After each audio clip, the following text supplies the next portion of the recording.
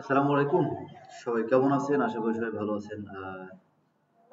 আমরা গত প্রোগ্রামে দেখেছিলাম কিভাবে ইন্টিজার প্রোগ্রামটা রান করা যায় এবং কিভাবে শর্টলি কয়েকটা ভেরিয়েবল ডিফাইন করা যায়। ঠিক আছে? তো আমরা আজকে আরেকটু বিশদ আলোচনা করব। একটা বিষয় বলে রাখি, আপনারা কিন্তু বেশি বেশি প্র্যাকটিস করবেন। আর আগের ভিডিওটা দেখে পরবর্তী ভিডিওতে আসবেন, তাইলে কিন্তু আপনাদের বুঝতে সুবিধা হবে। যদি কোনো একটা ভিডিও না বুঝতে সমস্যা হয়, তাহলে আগে ভিডিওটা দেখে নেবেন। ঠিক আছে?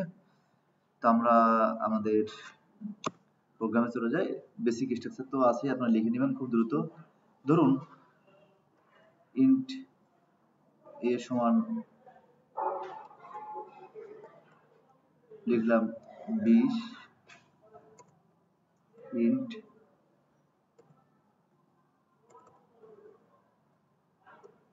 b সমান 10,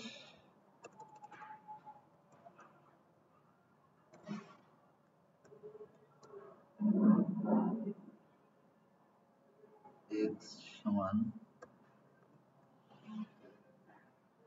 5। তো print f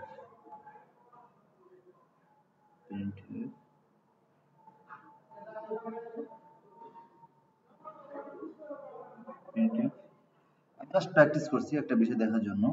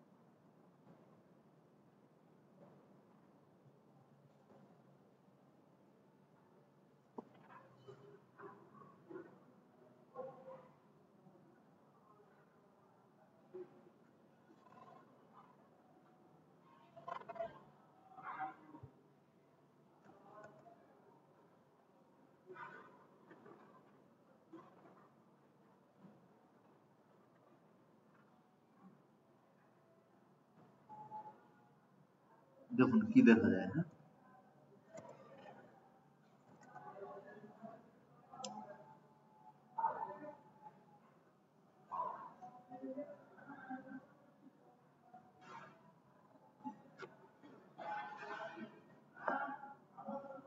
value of ABC is, just আমি ভ্যালুটা শো করলাম, তাই না? তো আপনারা তো দেখলেন আর কি যে কিভাবে জাস্ট আমরা এগুলো শো করতে পারি সেটা দেখালাম। আপনারা কিন্তু এটা প্র্যাকটিস করবেন। আচ্ছা, আমরা একটা জিনিস দেখতে চাই। ধরেন আমরা এই ভ্যালুটা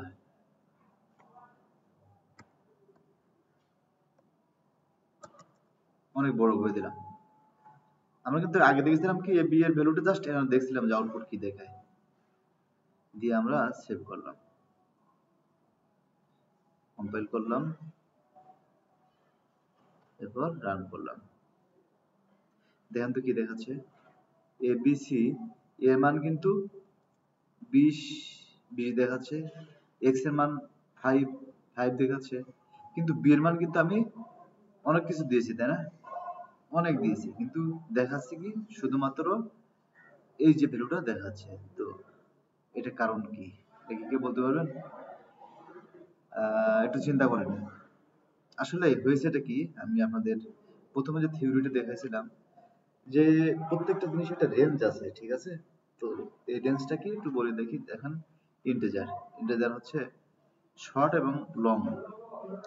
তো ইন্টিজার নাম্বার যদি আমরা লং ইন্টিজার ইউজ করি, তো সেটা 4 বাইটের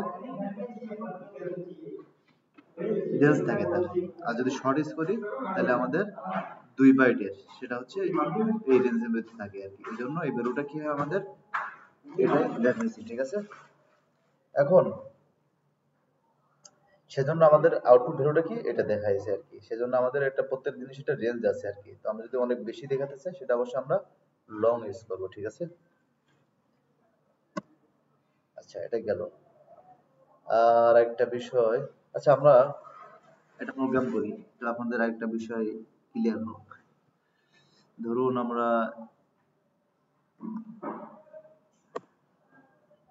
b সমান 7.7 দিলাম, দিয়ে আমরা একটা প্রোগ্রাম রান করি, printf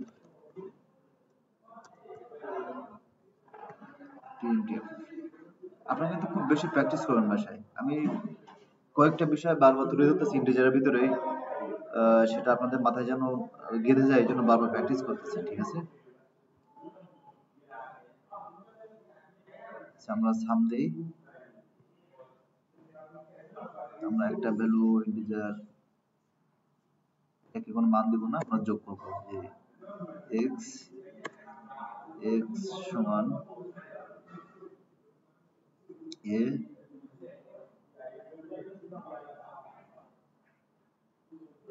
প্লাস b। তো a প্লাস b সমান কি হবে, 27.7 হবে। এটা তো আপনারা জানেন, তাই না, যোগ করলে। তো আমরা এগুলো দেখি কেমন দেখায়। প্রোগ্রামটা রান করি, the value of sum is %d দিয়ে আমরা কি করলাম, x টাকে ডিফাইন করলাম যে x টা ভ্যালুটা এখানে দেখা। তো আমরা জানি 20 আর 27.5 হবে, তাই না। তো আমরা এটা সেভ দেই, সেভ দিয়ে কম্পাইল করি, আমরা বিল্ড এবং রান করব। দেখেন আমরা এটা কি দেখাচ্ছে, এটা ওয়ার্নিং দিচ্ছে, এটা এরর দিচ্ছে কি আমাদের, এটা নিজেরাই কিন্তু ঠিক করার চেষ্টা করতে হবে, সেমিকোলন দেওয়া হয়নি যার কারণে আমাদের এররটা দেখাইছে। তো আমরা এখন রান করব, রান করে দেখেন কি দেখাচ্ছে, 27.7 হওয়ার কথা কিন্তু হয়েছে কি 27। তো এটা কেন হয়েছে, তো এইখানে ওই যে আমরা বলেছিলাম না ইন্টিজার অর্থাৎ পূর্ণ সংখ্যা বাস্তব সংখ্যা, যদি আমরা বাস্তব এখানে কি এটা কিন্তু এটা পূর্ণ সংখ্যা, 7টা কি পূর্ণ সংখ্যা, কিন্তু 7.7 দিয়ে চলে গেছে, এই সংখ্যাটা আমাদের বাস্তব সংখ্যা একটা। তো বাস্তব সংখ্যার ক্ষেত্রে আমরা কি বলছি, আমরা কিন্তু রিয়েল নাম্বার, তা রিয়েল নাম্বারের ক্ষেত্রে কি হবে, আর কি কিন্তু আমরা ইন্টিজার ইউজ করতে পারবো না রিয়েল নাম্বারে যে আউটপুটটা, সেক্ষেত্রে আমরা কি ফ্লোট কিংবা ডবল ইউজ করতে পারি। তো আমরা যদি ডবল ইউজ করি সেভ, কারণ ডবল কেন সেভ সেটা পরে বলবো আপনাদেরকে। আমরা ফ্লোট দিয়ে করতে পারি কিংবা ডবল, কোনটা কি পরে বলবো, জাস্ট আজকে এটা আপনাদেরকে দেখায় যে এটা যদি আমরা 27.7 আনতে চাই তাহলে এটা দেখেন, এটা আমরা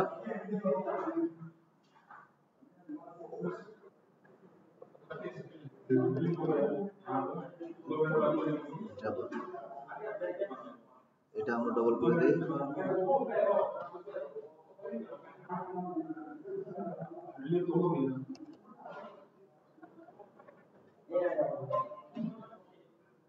আর ডবলের ক্ষেত্রে পার্সেন্ট ডি দিলে হবে না, তখন এল দিতে হবে, এলএফ।